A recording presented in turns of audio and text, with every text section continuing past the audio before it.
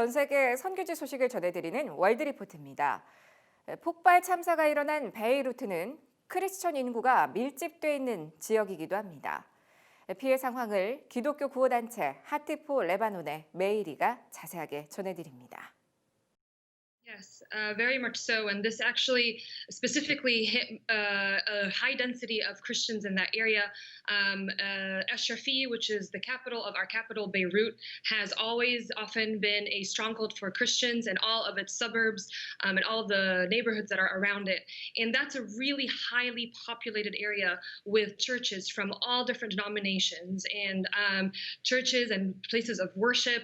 That's where all of the churches that we grew up in are, and it's been very, very difficult. This is an area that has been survived throughout the Civil War from 75 to 90 and saw nothing to the Christian families and neighborhoods like they saw on Tuesday. 하트 포 레바논은 교회를 중심으로 구호 활동 중입니다.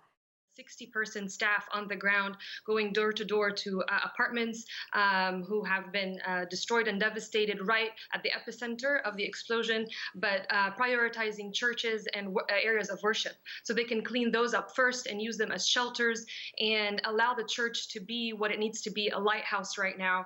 And so the priority has really been go into those churches, empty them from the debris, go into the surrounding apartments and assessing the need. So all 60 have been mobilized in teams all around for the last 48 hours, providing mattresses, linens, everything tangible right now. But it's been a lot to assess what is needed.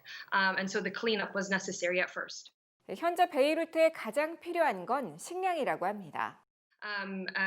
Operation Blessing actually purchased the hub right now, which is a warehouse where we're storing all the basic foods and necessities that are going to be going out for distributions. And so, without that space, we would not, that space was miraculously unharmed. The only thing that was harmed was the gate, the steel gate of it. But inside, all of the goods are still there, and that is what we're using as kind of our HQ for operations right now. Wendy, you said it best. It's really the basic needs. There's food. The port that exploded accounted for 60% of food for the entire country. The whole wheat reserve, everything destitute all to the ground, and we don't know what's going to happen. We were actually churches and communities and neighborhoods and the entire nation was suffering from this long before when the country defaulted economically March 9. And the import of goods, the inflation of basic goods at 300%, and now actually the lack thereof and the inability to bring it through the only port that was available to us.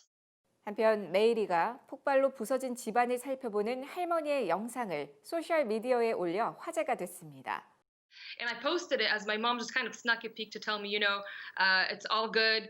Grandma's still doing what she does, and she has us all together. And it was 5 a.m. Here, EST, posted it and just sobbing in tears. And the next thing you know, it goes viral. But it was really for us a very intimate family moment where Grandma had not seen her house. She was miraculously not there the day of the explosion. Walked over to her piano, the only unscathed kind of item in that room, dusted it off, said, "The piano's okay, God's got this, I'm okay," and just sat down and played Old Land Sing. It was the first time I've heard her play that in 27 years, and she just said it was very fitting for the time. She has seen a lot of tragedy throughout her life. This is a woman who lost her mom at a very young age, who has lost all of her life saving more recently because of the economic collapse, and now her property and their store as well due to the explosion. She pushed through her pain, and she said this was the place I was able to find peace and express myself.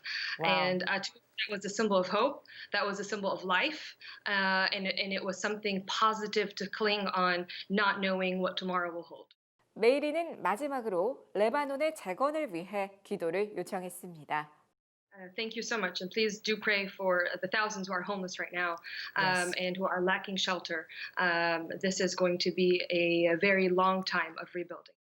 지금까지 CBN과 함께하는 월드리포트였습니다.